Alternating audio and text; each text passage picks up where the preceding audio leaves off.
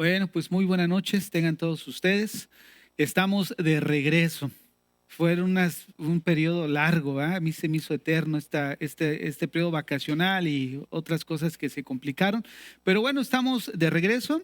Les quiero compartir lo que les mandé hace tiempo para hacer de una manera el resumen de lo que estamos viendo en Mateo. Nosotros estamos estudiando el Evangelio de Mateo.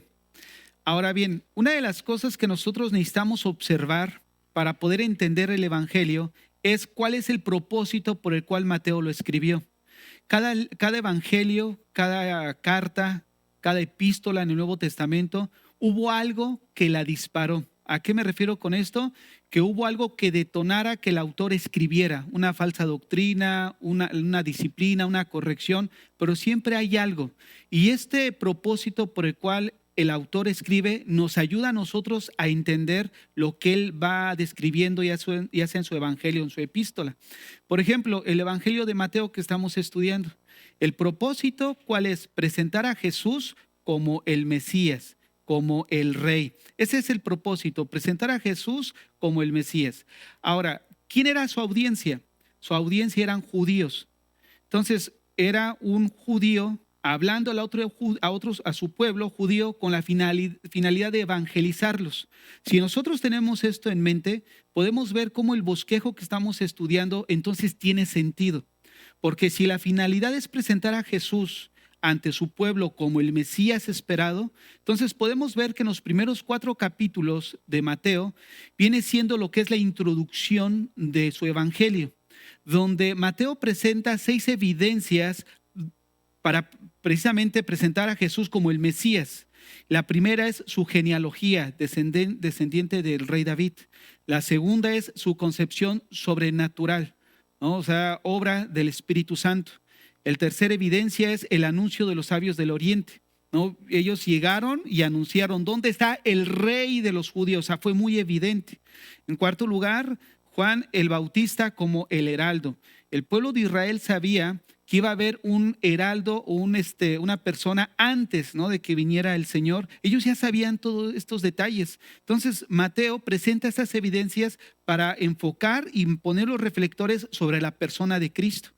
En quinto lugar encontramos su bautismo, donde vemos que el Padre dice: este es mi Hijo en quien tengo complacencia. En pocas palabras, Jesús, vemos que fue aceptado, o era la aceptación de Dios, ¿no?, sobre su Hijo.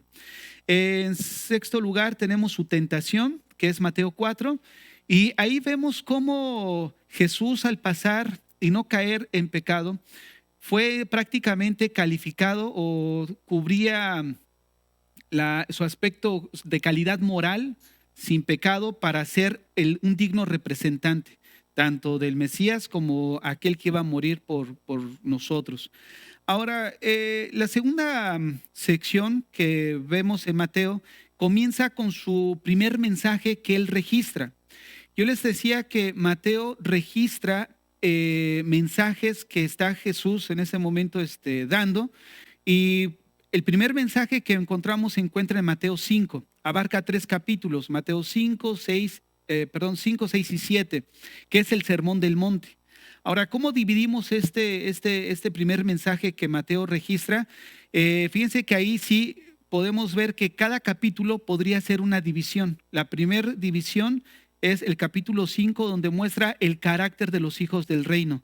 Comienza con las bienaventuranzas, comienza explicando cuál debe de ser la forma de vida de aquellos que realmente pues van en camino hacia allá, ¿no?, hacia el Señor.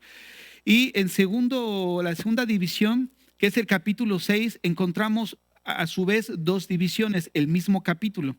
Capítulo 6, de versículo 1 al versículo 18, vemos la relación que tenemos nosotros como cristianos con la vida piadosa. ¿A qué nos referimos con eso? Con lo que es la oración, con lo que es el ayuno, con lo que es el dar. Básicamente, estas 3 cosas eran fundamentales para el tiempo de Jesús, Para el tiempo de Jesús, estos tres puntos era lo básico y sobre todo donde ponía más énfasis, ¿no? La gente que era de una manera muy piadosa. Segunda división, del 19 en adelante hasta que termina el capítulo 6, vemos la relación que ahora nosotros tenemos con la mundanalidad. Y esa relación no se refiere básicamente con el pecado, sino que todavía tenemos nosotros relación aquí, ¿no? En este mundo caído. Vamos a trabajar en un lugar donde no son cristianos, compañías que no son cristianas. Vamos al súper donde no son cristianos. O sea, hay esa relación todavía. Y el capítulo 8, que es la tercera división del Sermón del Monte, habla del discernimiento a los falsos, donde habla básicamente de que por sus frutos los conoceréis, debemos de juzgar con justo juicio. Y bueno, una de las cosas que sí hemos dicho es que este bosquejo no es para estudiar minuciosamente cada porción del Evangelio, simplemente para ver su estructura. Ya el estudio de cada parte de lo que es Mateo, ya eso es otra historia, ¿no? Pero sí nosotros nos enfocamos básicamente a su estructura, su bosquejo, para que ya en el momento del estudio personal, entonces esa estructura que hemos estudiado nos ayude a darle sentido a nuestra enseñanza en un momento dado cuando vayamos a predicar el Evangelio de Mateo. ¿Por qué? Porque Mateo no podemos aislar un texto de su contexto. Por ejemplo, si vas a predicar Mateo 6, necesitas ver que Mateo 6 está en un contexto inmediato. ¿Cuál es? El sermón completo. O sea, tú necesitas hilar Mateo 6 con Mateo 5 y Mateo 7 porque tiene un mismo pensamiento y a su vez hilarlo con todo el Evangelio de Mateo para no sacar fuera de contexto pues la porción que vayamos a exponer. La primera narrativa encontramos en el capítulo 8 y 9. Entonces vean, los primeros 4 capítulos, la introducción de Mateo que hace a su evangelio, donde presenta 6 evidencias de que Jesús es precisamente el Mesías. Posteriormente, capítulos 5, 6 y 7 registra el primer sermón y el capítulo 8 y 9 presenta 5 evidencias donde se mira al Mesías teniendo autoridad. En primer lugar, sobre la enfermedad. En segundo lugar, naturaleza. Tercer lugar, los demonios. Cuarto lugar, para perdonar pecados. Y quinto lugar, sobre la muerte. Prácticamente, pues, él lo hizo todo, ¿no es cierto? Entonces, él era un digno representante de la divinidad. Obviamente era Dios, pero también era una persona digna y representante de morir por aquellos por los que se identificaba, ¿no? En su cuerpo que Dios le dio. Ahora, vamos a comenzar con lo que vamos a estudiar el día de hoy, que es básicamente el último de los 12 apóstoles que tuvo Jesucristo. Y el último de los 12 apóstoles es Judas Iscariote. Juan el Bautista me queda así con... No, Judas Iscariote. Vamos a comenzar. Este es el último de los apóstoles. Lo dejamos solito, aislado. ¿Quién era este Judas Iscariote? Bueno, vamos a ver precisamente su vida. ¿Qué pasa alrededor de él? Miren, este Judas es el ejemplo de cómo un corazón puede caer en las profundidades de las tinieblas. En un momento dado, cómo el ser humano puede ir, ¿no?, en una espiral descendente moralmente, en tinieblas, endureciéndose, porque este Judas pasó 3 años con Cristo. Fíjense, si hay alguien que estuvo al lado de la sana doctrina, fue Judas. O sea, Judas escuchó de primera mano el evangelio. O sea, un evangelio que no estaba leudado, no estaba contaminado. De hecho, si lo vemos de esta manera, la misma palabra de Dios le estaba dando la palabra de Dios. ¿Por qué? Porque Jesucristo era el verbo de Dios, el logos de Dios. Entonces, de alguna manera, la palabra que él estaba recibiendo y escuchando a través de los sermones, de las parábolas, de lo que él miró de Jesús, o sea, es increíble cómo todo esto, lo único que produjo en él fue endurecimiento. Se llenó de odio. Y esto nos recuerda que es posible estar cerca de Cristo vivir y participar de sus beneficios y estar completamente endurecido por dentro. Es esto muchas veces pudiéramos nosotros verlo, ¿no? En la vida práctica. O sea, por eso muchas veces decimos que el hecho de venir a una iglesia de sana doctrina no implica que todos los que asisten realmente tengan un corazón, pues de alguna forma que responda, ¿no?, a la voluntad de Dios. Y Judas es precisamente ese ejemplo de cómo uno puede estar escuchando la palabra de Dios. Y una de las cosas que quiero mencionar aquí es de que cuando escuchamos la palabra de Dios y no la ponemos en práctica, terminamos endureciéndonos. Y no solamente terminamos endureciéndonos, sino nos hacemos más responsables. A mayor luz, a mayor verdad, somos más responsables de lo que nosotros estamos recibiendo. A mayor responsabilidad, mayor condenación. ¿No es cierto? O sea, entonces ahí donde nosotros necesitamos ver cómo nosotros mismos debemos de hacer una introspección de nuestro corazón, cómo está nuestra vida, porque la vida de Judas es un ejemplo para que nosotros mismos como cristianos analicemos nuestra vida, cómo está nuestra vida interna, porque Judas por fuera se veía pues un súper ungido. De hecho, el promedio de los cristianos en general, de lo que se llega a saber de la vida de Judas respecto a qué fue lo que hizo en el ministerio, pues prácticamente es de que él era el tesorero, ¿no? Todos de una forma podemos apreciar eso. Sin embargo, en Mateo 10, que es donde comienza el segundo sermón que estamos estudiando, y ya la próxima semana vamos a empezar a bosquejar Mateo 10, nos vamos a dar cuenta cómo Mateo registra que no solo Judas era el que guardaba la bolsa o la administración, sino que también él echaba demonios, también él predicaba, también él sanaba. O sea, fíjate nada más. O sea, Judas es uno de esos casos donde vemos cómo aparentaba ser cristiano y a la larga pues se terminó condenando. Muy bien, el nombre de Judas, ¿qué significa? El nombre de Judas significa Jehová guía. Jehová guía. A la larga pues es un buen significado.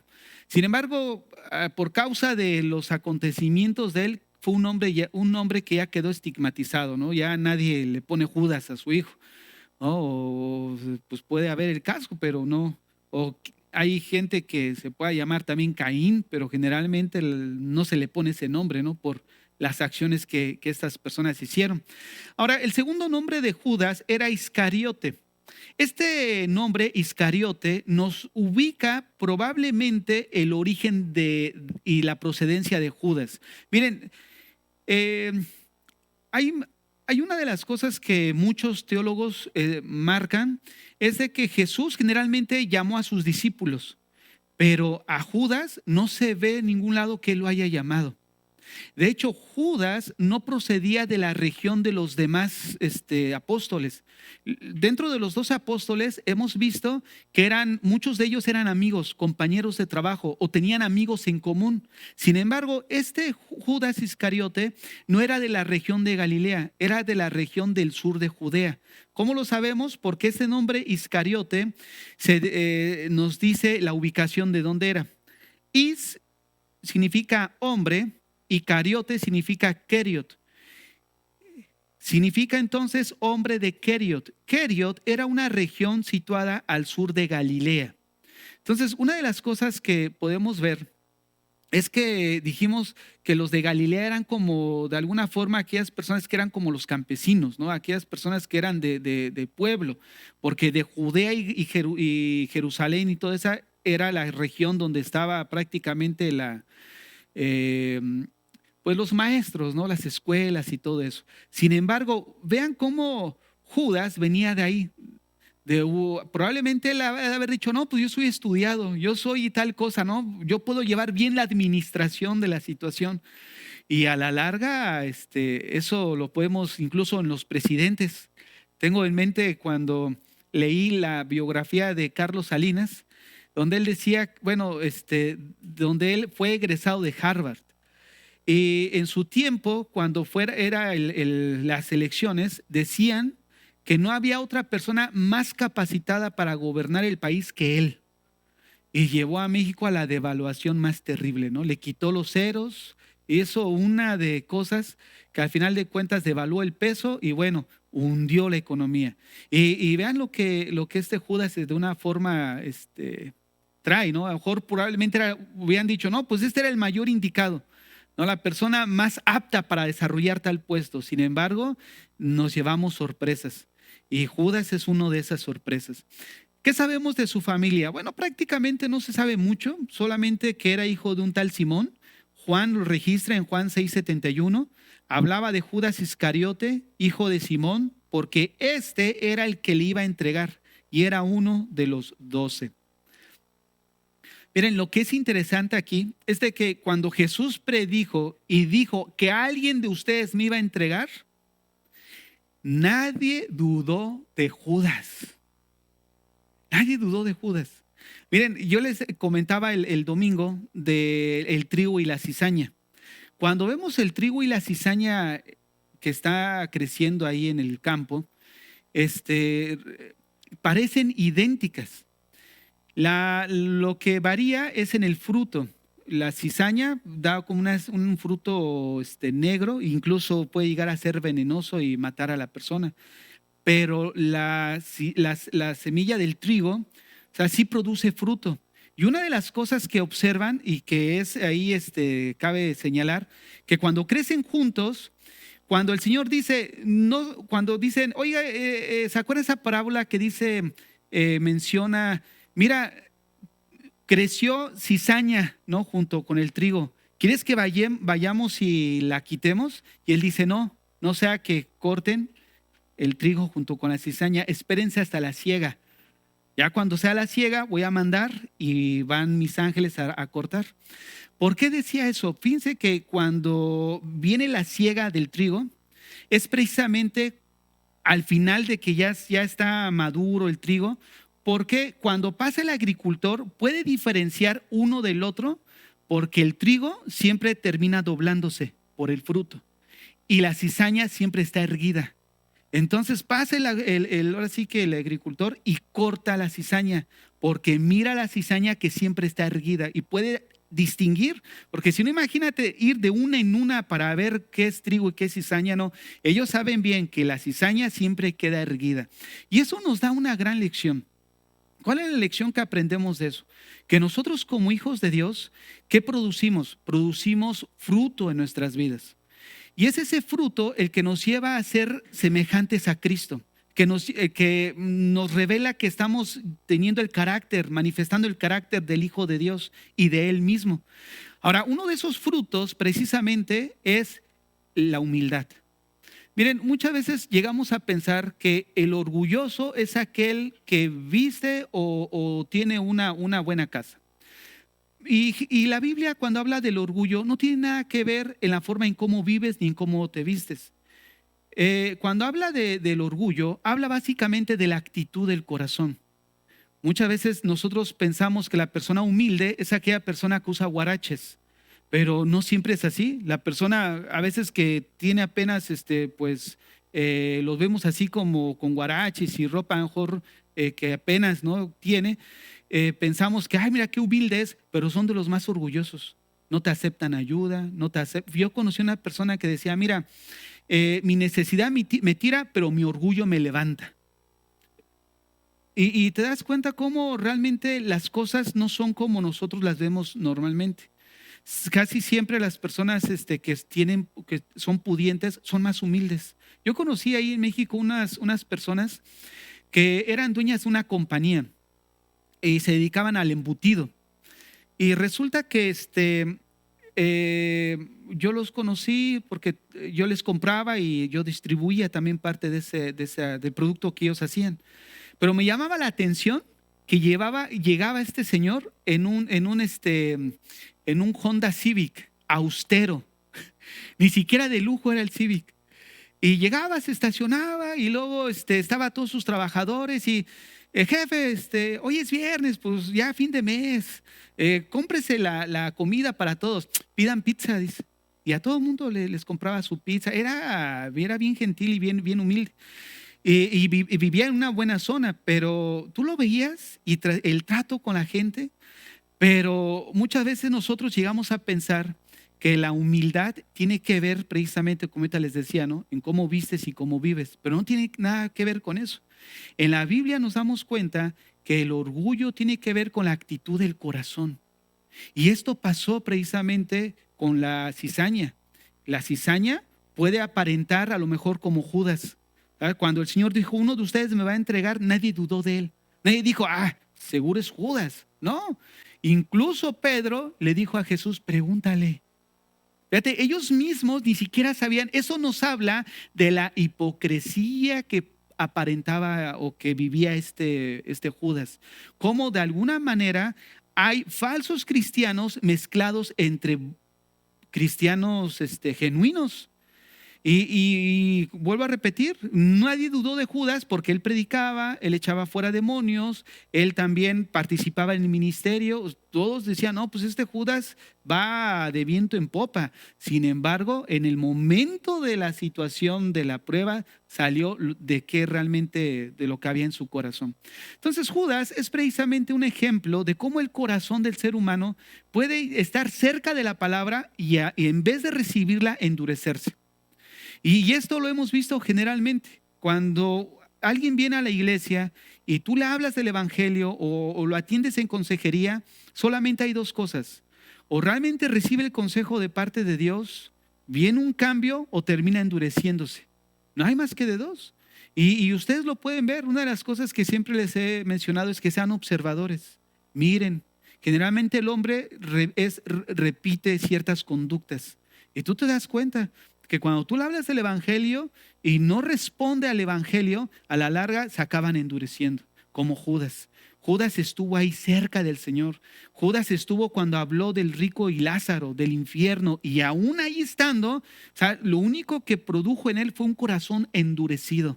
Entonces, ¿qué es lo que de alguna manera puede diferenciarnos entre nosotros? El fruto. ¿A qué nos referimos con el fruto?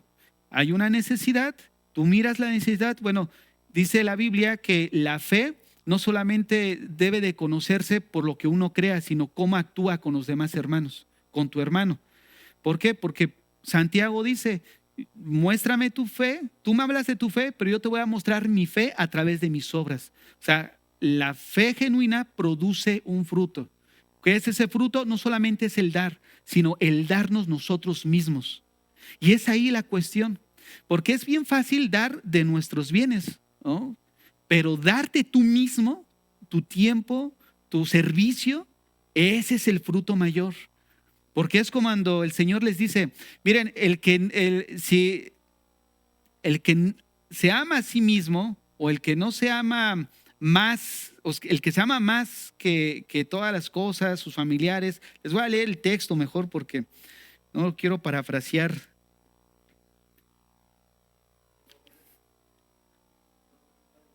Ajá, ese. Ahorita te lo voy a leer. ¿Lo tienes ahí ahí está en Mateo?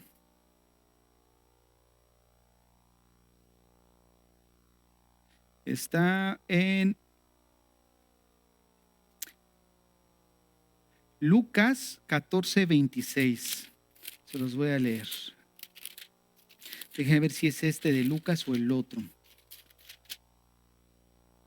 Dice así: grandes multitudes iban con él y volviéndose les dijo, si alguno viene a mí y no aborrece a su padre o madre y mujer e hijos y hermanos y hermanas y aún también su propia vida, no puede ser mi discípulo. Miren, esto es bien, bien importante, en el sentido de que vean, cuando el Señor les dice, si no aborreces a padre o a madre, no está diciendo que los deseches, sino que pongas el amor de Dios por encima al amor de ellos. Ahora, es bien fácil poner el amor de Dios por encima de cualquiera, ¿no? Más si tu pareja te cae mal, pues sí, Señor, yo te amo más que esta, ¿no? O que él. Pero es bien fácil poner el amor hacia Dios por encima de cualquiera. Pero lo que es más difícil es poner nuestro amor por nosotros mismos por encima del amor que debemos de tener hacia Dios. Porque mira cómo dice ahí el versículo 26, si alguno viene a mí y no aborrece a su padre, madre, mujer e hijos y hermanos y hermanas, o sea, si tu amor no está por encima de ellas y yo no soy el primer lugar, O sea, eso es bien fácil, pero mira lo demás. Y aún también su propia vida,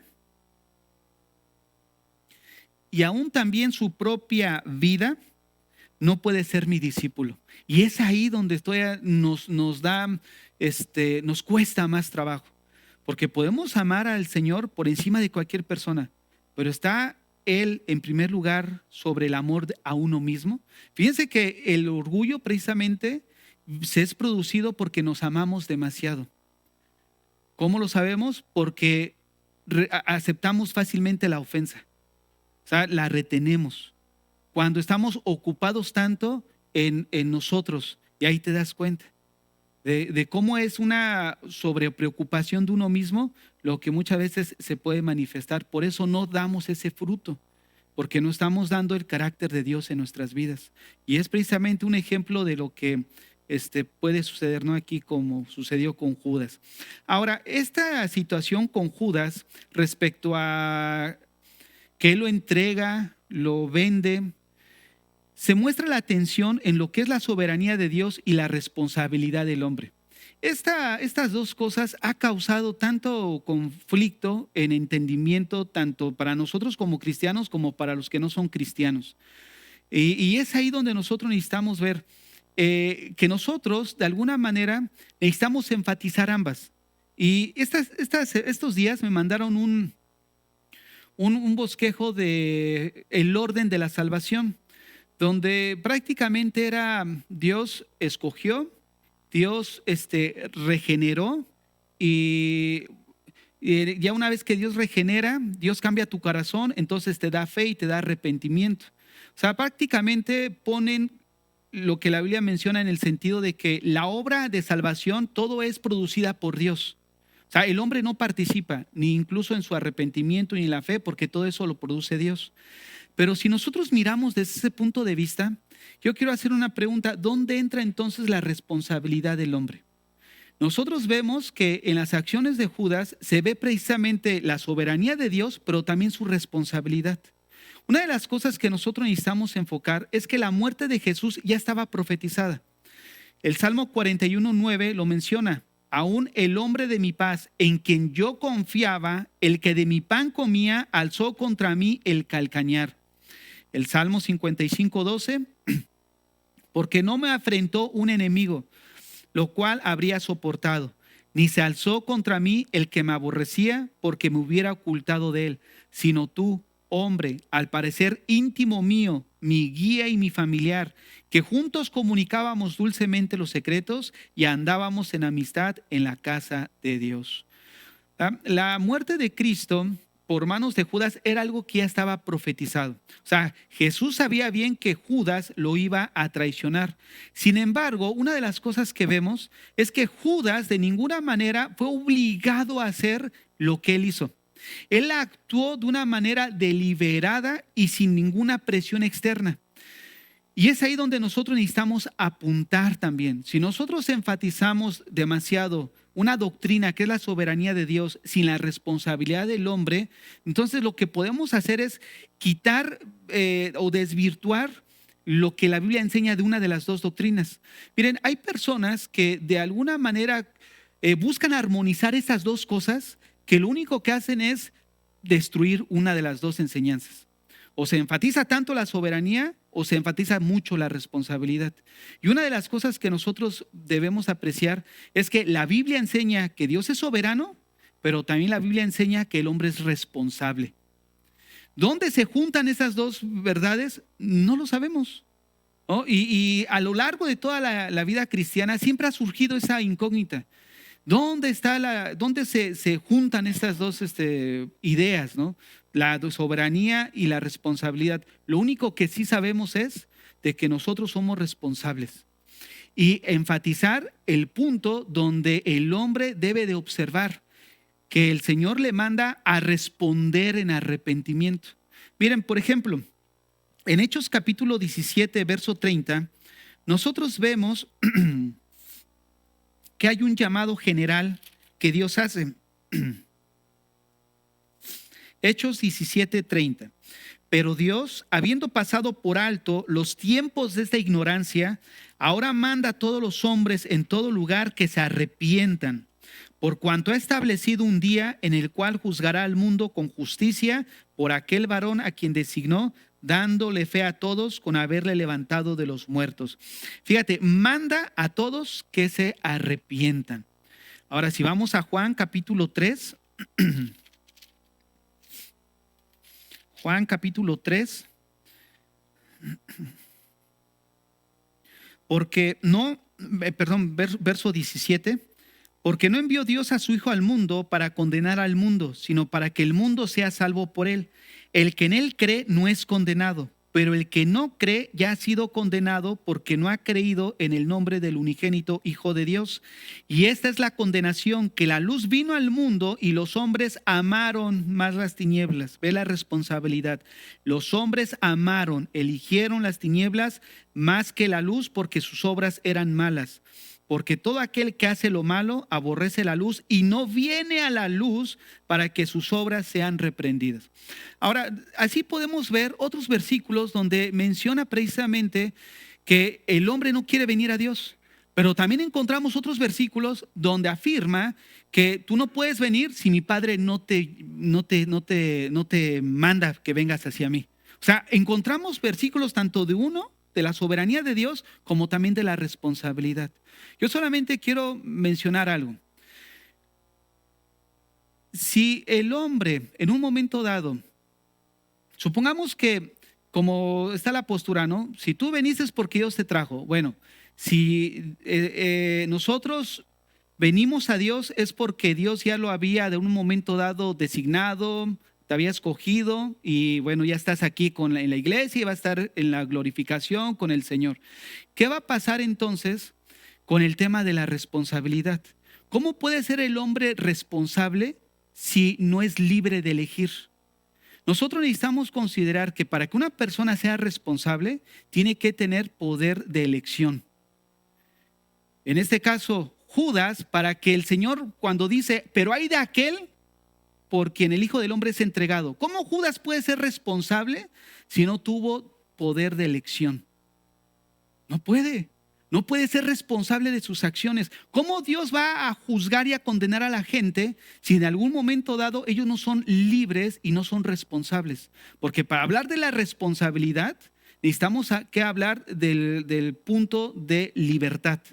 Para que una persona sea responsable, tiene que ser libre de elegir. Si no eres libre de elegir, no puedes ser responsable de lo que tú estás haciendo. La libertad es porque tú eres libre de hacer o no hacer, por lo tanto, eres responsable. Entonces no podemos hablar de responsabilidad si primero no hablamos de libertad. Y el ser humano, para ser responsables delante de Dios, tiene que ser libre de escoger o el camino derecho o el camino izquierdo, la condenación o la salvación. Ahora, el punto es, ¿dónde unimos la soberanía y la responsabilidad del hombre? No se hagan bolas en eso. O sea, no tratemos de unir lo que nadie a través de la historia lo ha unido.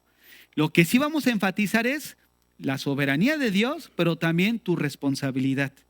¿Por qué? Porque cuando vemos nosotros en Apocalipsis 20 el juicio del gran trono blanco, donde dice que los hombres van a ser juzgados de acuerdo a sus obras, entonces, ¿cómo van a ser juzgados ellos de acuerdo a sus obras si en un momento dado ellos no fueron libres de escoger entre lo bueno y lo malo? Miren, por ejemplo, alguien dice, Señor, ¿por qué si Dios sabía que la maldad iba a entrar al mundo? Porque Dios no lo impidió. Miren, si no hubiera entrado la maldad, el hombre no hubiera sabido qué es el amor, ni qué es la misericordia de Dios. Para que nosotros sepamos del amor y la misericordia de Dios, tiene que haber lo opuesto, para poder mirar nosotros el gran amor que tiene para con nosotros. ¿Cómo podemos nosotros decir, Dios, sí, tú me amas mucho y tú eres tan misericordioso y tan bueno, si nosotros no sabemos qué es la maldad? No podemos.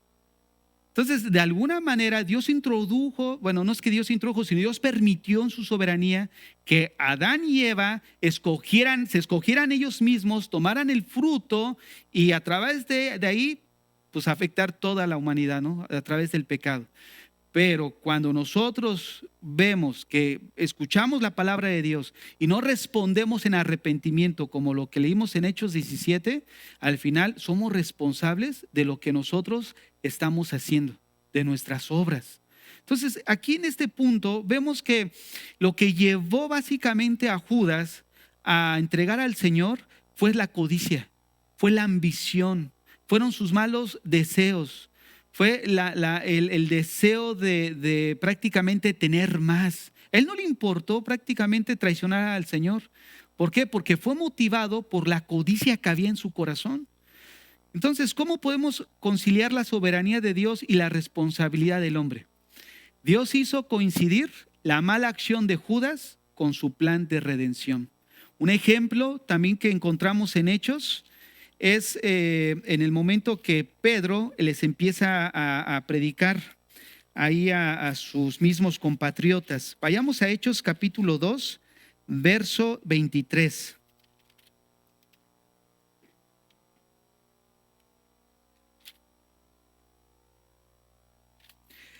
A este, entregado por el determinado consejo y anticipado conocimiento de Dios, prendiste y mataste por manos de inicuos crucificándole.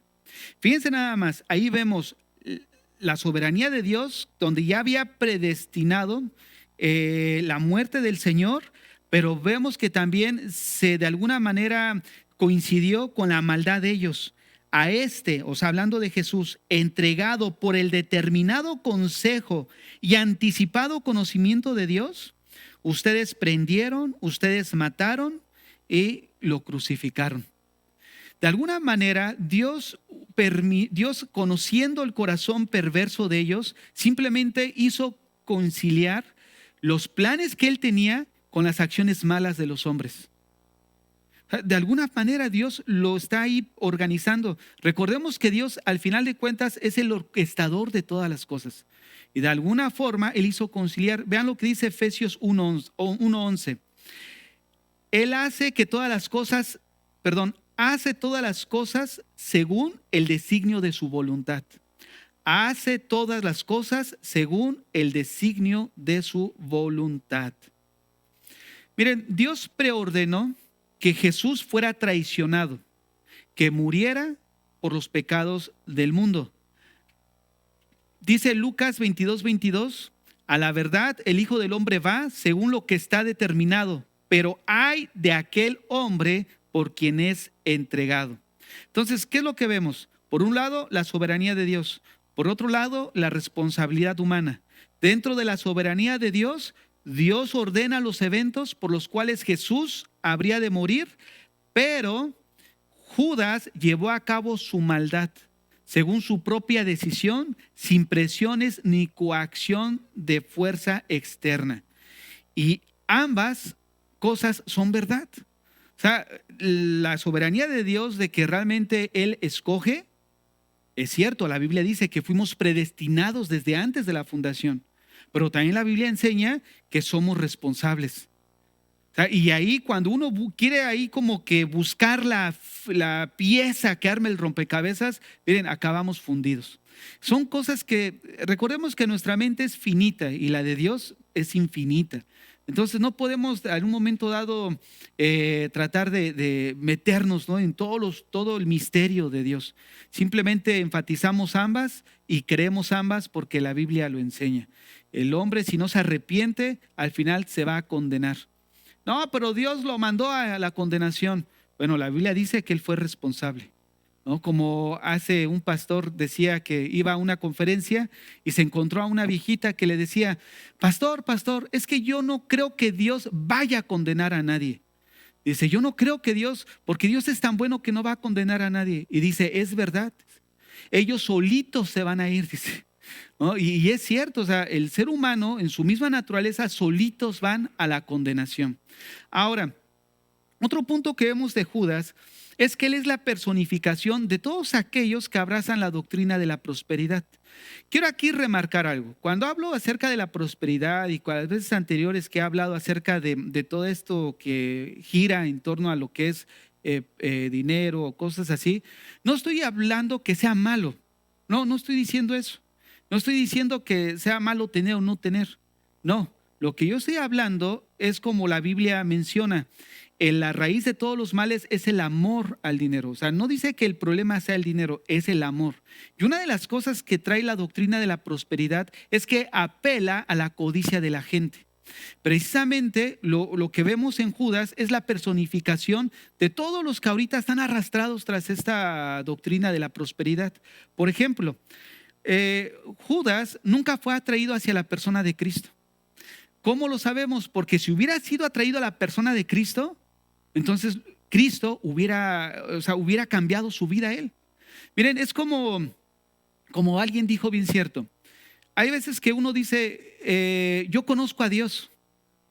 Y dice, bueno, si tú conoces a Dios, yo creo que tú estás mintiendo. Y dice, ¿pero por qué?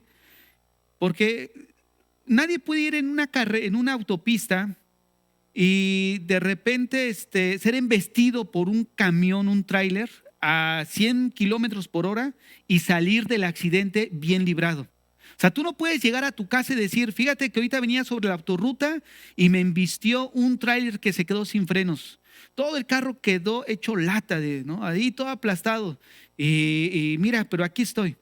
Entonces dice, no es posible, ¿no? O sea, si o lo aplasta o realmente es un milagro de Dios, pero realmente la práctica es muy dudoso. Y eso muchas veces sucede cuando decimos soy cristiano. ¿Por qué? Porque no podemos decir somos cristianos y que no haya un cambio genuino en la vida de esa persona. ¿Cómo es posible que decimos conocemos a Dios, aquel que hizo los cielos y la tierra, aquel que le puso límite al mar, aquel que le puso límite incluso al hombre en su habitación en esta tierra, y que aquel que se manifestó en el Antiguo Testamento bajaba en los montes y los montes humeaban, y decir yo conozco a ese Dios y sigo siendo la misma persona? O sea, no es así. Y este Judas fue una persona que decía conocer a Dios, vivía, caminó con él. Él fue atraído hacia la persona de Cristo, pero para usarlo como un fin, como un medio, ¿no? Que es precisamente lo que enseña la doctrina de la prosperidad. Miran a Dios de alguna forma, pero como un fin, para tener mi casa, para tener mi carro, para tener más y más. Y utilizan cosas que son verdades, pero las enfocan para la codicia. ¿Por qué? Porque es verdad que si tú das, Dios te va a bendecir, es lo que la Biblia dice. Pablo lo enseñó. Pero la diferencia es que Pablo no usó esta verdad para ejercer coerción sobre las personas. Él les dijo, miren, el que siembra poco, cosecha poco. El que siembra mucho, va a cosechar mucho. Una vez que les pone esta verdad, les dice, cada quien dé conforme propuso en su corazón. Una vez que ya sabes esta verdad, pues ya lo dejó al libre ejercicio de la voluntad de cada corazón. Pero lo que hacen ellos es, si das mucho, Dios te va a bendecir mucho y Dios te va a dar mucho. Entonces apela a la codicia de la gente y se convierte en una coerción a la voluntad de los oyentes. Y lo que hace Pablo no fue eso, simplemente les dice una verdad bíblica y después dice, pues ya en base a eso cada quien dé como propuso en su corazón. La meta de Judas era la prosperidad, eran las ganancias. Él nunca abrazó las enseñanzas de Jesús, a pesar de que escuchó los sermones, escuchó las parábolas, vio los milagros del Señor, pero nada de eso cambió su vida. Nunca tuvo un verdadero amor por Cristo. Su corazón nunca cambió. La luz de la verdad solo lo endureció. Y esto es algo que nosotros necesitamos recordar constantemente. La verdad o lo único que puede producir en la vida de una persona es un cambio, o a la negativa de responder de una manera positiva a lo que estamos escuchando, puede traer lo contrario, endurecimiento al corazón de la persona. ¿Qué dice la Biblia de su muerte? Mateo 27 del 3 al 5.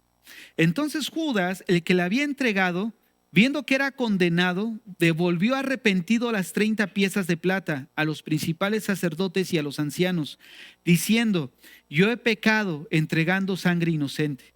Mas ellos dijeron, ¿qué nos importa a nosotros? Allá tú. Arrojando las piezas de plata en el templo, salió, se fue y se ahorcó. Miren, el remordimiento que él sintió, ese pesar que él sintió, no fue producido porque realmente para él haya sido un pesar entregar al Señor, sino que al final descubrió que ese pecado que cometió no encontró la satisfacción en él. Y esto es algo de lo que nosotros debemos de recordar constantemente. El pecado nos promete satisfacción, el pecado nos promete disfrutar, pero a la larga nos deja más vacíos de lo que estábamos. Y una de las cosas es de que al final no se encuentra satisfacción. Básicamente fue por eso, por lo cual Judas se quitó la vida. No porque él sintió un pesar, ¿no? Porque cuando la Biblia habla de que él se arrepintió, no se refiere a que realmente hubo un cambio en su manera de pensar, hubo una metanoia, sino hubo un remordimiento. Y el término remordimiento es metamelomai, que solamente se llega hasta las emociones, pero no hay un cambio en su manera de pensar, ¿no? Judas, Pedro, también lo traicionó al Señor 3 veces, pero él no se quitó la vida. Él, al contrario, regresó a los caminos de Dios. Saúl, en el Antiguo Testamento, vemos cómo él se quitó la vida, vivió apartado del Señor, y bueno, el Señor lo acabó abandonando, y vemos que al final también, ¿no?, pasó lo mismo, se quitó la vida. Entonces, una de las cosas que nosotros vemos es de que el arrepentimiento nos traería un ajuste correcto, ¿no? O sea, ya la regué, si me arrepentí genuinamente, bueno, el arrepentimiento nos lleva a la posición en la que estábamos, una posición correcta. Y ellos nunca llegaron a esa parte. ¿Qué aprendemos de la vida de Judas? Es un ejemplo de las oportunidades perdidas. Hermanos, si Pablo decía que había sido educado a los pies de Gamaliel, ¿te imaginas decir fui educado a los pies de Jesucristo? ¡Ah, qué increíble! Y es una oportunidad perdida. O sea, con el mismo creador, estar ahí al lado de él. O sea, yo me pongo a pensar, ¿cómo deben haber sido sus predicaciones de él? ¿Cómo habrán sido sus oraciones de él? Hay alguien que remarcó algo ahí, donde dice, ¿por qué a Jesús no le dijeron, oye, enséñanos a predicar? Oye, enséñanos a ayunar. Enséñanos a echar demonios. Enséñanos a sanar. ¿Por qué le dijeron, enséñanos a orar? Porque lo más seguro es que en ese momento donde Jesús se conectaba con el Padre, al haber sido de tanta intimidad y tanta entrega, que fue algo que los mismos discípulos desearon este momento. Así como Jesús se entregaba en la oración con el Padre, ellos desearon ese mismo sentir en sus corazones. Por eso dijeron, enséñanos a orar. O sea, porque prácticamente la Biblia nos menciona de tantos milagros, tantos buenos sermones, pero ellos se enfocaron a la oración. Qué increíble. Bueno, su vida es un ejemplo de los privilegios despreciados, ¿no? Casi lo que habíamos hablado en el punto 1. Punto 3, su vida ilustra lo que la Biblia con toda claridad nos enseña al referirse. El amor al dinero es la raíz de todos los males. Hermanos, es ahí donde nosotros queremos enfatizar. Fíjense, cuando venimos de un tercer mundo, nuestra esperanza está en lo que no tenemos, ¿no?, que es el dinero. Cuando venimos a un primer mundo, nuestra esperanza está en lo que podemos, en lo que ya tenemos, ¿no? Y fíjense, pero al final la persona es movida por eso. Y nosotros necesitamos guardar nuestro corazón de eso. Nosotros necesitamos ubicar nuestro corazón bien centrado en el Señor. Ahora, Judas ejemplifica lo horrible y peligroso de la traición espiritual. Nadie se imaginó que él, como hace rato mencionaba, lo iba a entregar. Fue su hipocresía, prácticamente fue un buen actorazo. Sí, actuó muy bien, ¿no? Y al final terminó traicionando al Señor. Número 5, Judas es una prueba de la paciencia y bondad generosa de Dios. A pesar de que el Señor lo sabía con anticipación que él lo iba a entregar, siempre fue paciente, nunca lo condenó de buenas a primeras. Yo imagino que el Señor a lo mejor estuvo ahí siendo paciente para ver si recapacitaba este cabezón, ¿no? Pero nomás no agarró la onda y pasó a la a la historia como un apóstata, porque al final también vemos la apostasía en él, ¿no? Terminó en la oscuridad eterna, Judas. Y este es un ejemplo en el que nosotros necesitamos considerar nuestros caminos. Nadie cae en la apostasía de la noche a la mañana. ¿Qué quiero decir con esto? Que no amaneces hoy y dices, ay, ya me voy a ir de la iglesia, o me voy con los mormones, o me voy a ir, o simplemente voy a abandonar y voy a tirar todo. No, nadie comienza así. Comienza poco a poco. Comienzas consintiendo un pensamiento, un deseo, y al final y al pasar del tiempo simplemente lo haces y ya, ¿no? La gente que ahorita conocemos como apóstatas, los que fueron de su tiempo, predicadores contemporáneos, ellos mismos dan testimonio. Hay un predicador que se llama, eh, él es nicaragüense, se me olvida su nombre, él. Él estuvo al lado de estos que se llaman ahora hasta patriarcas. Y él cuenta que crecieron juntos en el ministerio y éramos compañeros. Dice. Pero ahora ya son grandes apóstatas. Ahora ya no se conforman con el título de apóstoles. Ahora son patriarcas, dice. ¿No? Y él menciona precisamente eso, ¿no? Que a la larga no comenzaron así. Dice, no comenzaron así, predicábamos de Cristo, hablamos de su segunda venida, dice, y ahora se han alejado totalmente de la sana doctrina. Y así pasa, en pequeñas porciones, pero también sucede en nosotros como miembros de la iglesia, miembros de los caminos del camino, como se le llamaba en el Nuevo Testamento a la iglesia, y así sucede. Entonces, ¿qué tanto nosotros estamos caminando ya distanciados del Señor? Nosotros necesitamos considerar en nuestro corazón nuestros caminos, porque Judas, precisamente ese es el ejemplo de que podemos estar cerca del Señor, pero como dice el proverbio chino, están tan cerca, pero su corazón está tan lejos como está el norte del sur. Y es ahí donde nosotros necesitamos considerar nuestra vida delante de Dios y cada día ser humildes con Dios. Señor, aquí está nuestra vida. No, siga arreglando cosas en mi corazón. Ayúdame, Señor, en mis debilidades. Ayúdame a cambiar estas cosas en mi corazón, estos deseos en mi corazón. Y es una lucha continua, una lucha continua. No somos perfectos, y no vamos a alcanzar la perfección hasta que el Señor venga, pero sí necesitamos ver que hay una medida que es una medida estándar a la cual sí se nos requiere llegar, ¿no? El cada día manifestar el carácter de Dios en nosotros, cada día. Podría poner muchos ejemplos, pero no quiero salirme tanto de lo que estamos viendo. Vamos a cerrar nuestros ojos, vamos a orar.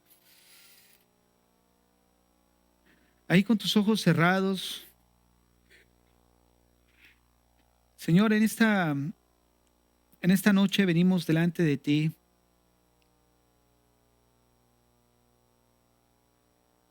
A meditar en nuestros caminos, a meditar en nuestros corazones.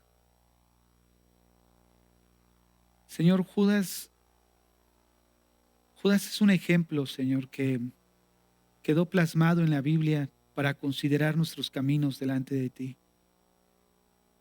Nadie está exento de ser un Judas, no solo con el hermano, sino principalmente contigo, Señor. Guarda nuestro corazón, Señor, guarda nuestros pensamientos, guarda nuestras vidas. Señor, aquí está nuestro corazón. Aquí está la vida de cada uno de nosotros, Señor. Tú nos conoces, tú sabes lo que hay en nuestra vida. Cambia, Señor. Cambia aquello que no te agrada de nosotros, Señor. Ayúdanos a cambiar nuestra manera de pensar. Ayúdanos a cambiar estos deseos también en nuestro corazón. Queremos agradarte, Señor. Queremos permanecer fieles a ti, sabiendo que en ese camino no va a ser fácil, va a ser complicado, Señor, pero aquel día queremos escuchar, Señor, de tu boca decir, buenos siervos y fieles. Señor, ayúdanos a considerar nuestros caminos al mirar la vida de Judas, de que es ejemplo de muchas cosas, Señor. Y las que vimos el día de hoy deben de ser claves en nuestro corazón. El ver cómo un corazón puede llegar a endurecerse tanto y caer en las profundidades de las tinieblas. El ver cómo ese mismo corazón es responsable de sus acciones y no podemos responsabilizar a nadie, Señor.